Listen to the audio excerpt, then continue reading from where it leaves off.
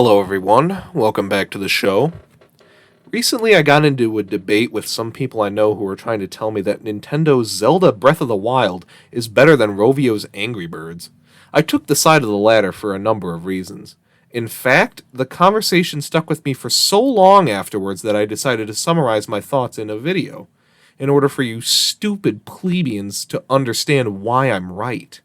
I'm going to break down my argument into three main points. Let's go. First off, Angry Birds is very deliberately designed, more so than that of Breath of the Wild.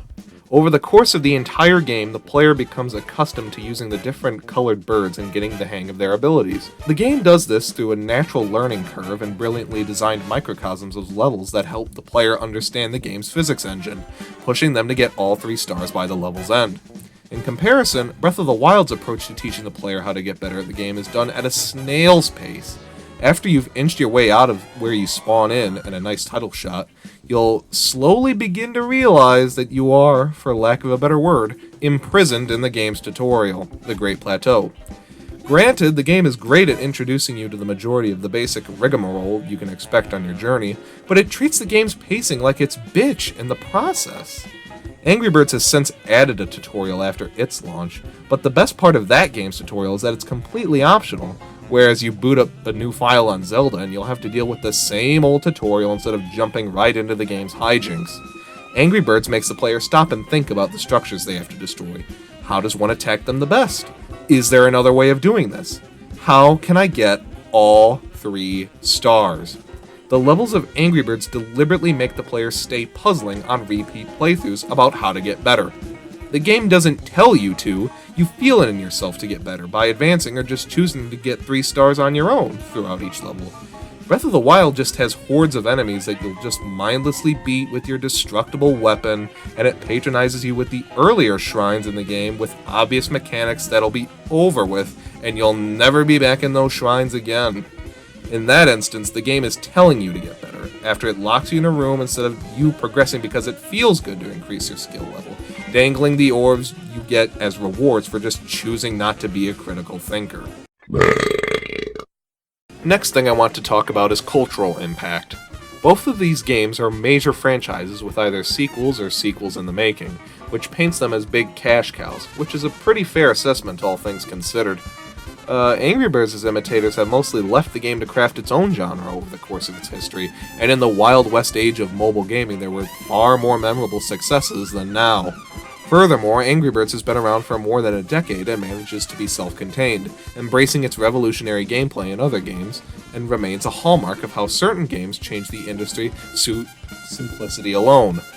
On the contrary, we have Breath of the Wild, which has caused more damage than anything else. While this video has criticized this one Zelda game in comparison to Angry Birds, I haven't gone out of my way to call it a bad game, which I won't. However, what Breath of the Wild has done to the video game industry at large is horrific when you stop to think about it. In the short years following Breath of the Wild, we've had the market flooded with open-world survival crafting games that try to impersonate the virtues of Breath of the Wild without realizing that they've also been celebrating the game's many vices all the while. Games are longer nowadays and demand more taxing hours from the player.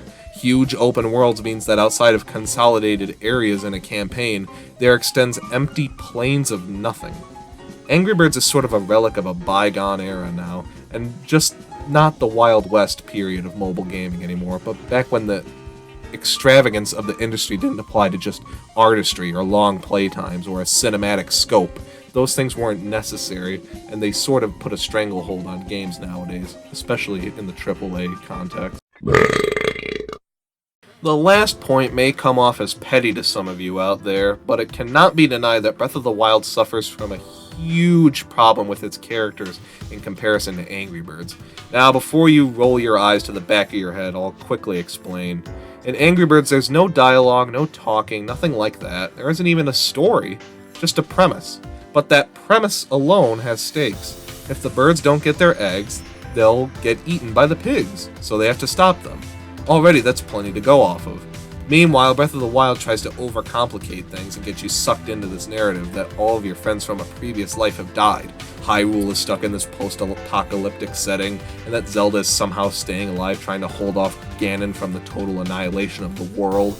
Many would argue that this brings depth to the world overall, but the people who inhabit it honestly just kind of serve as an excuse for why Hyrule feels so empty, crawling with more monsters and decommissioned robots than usual, not a meaningful explanation for it.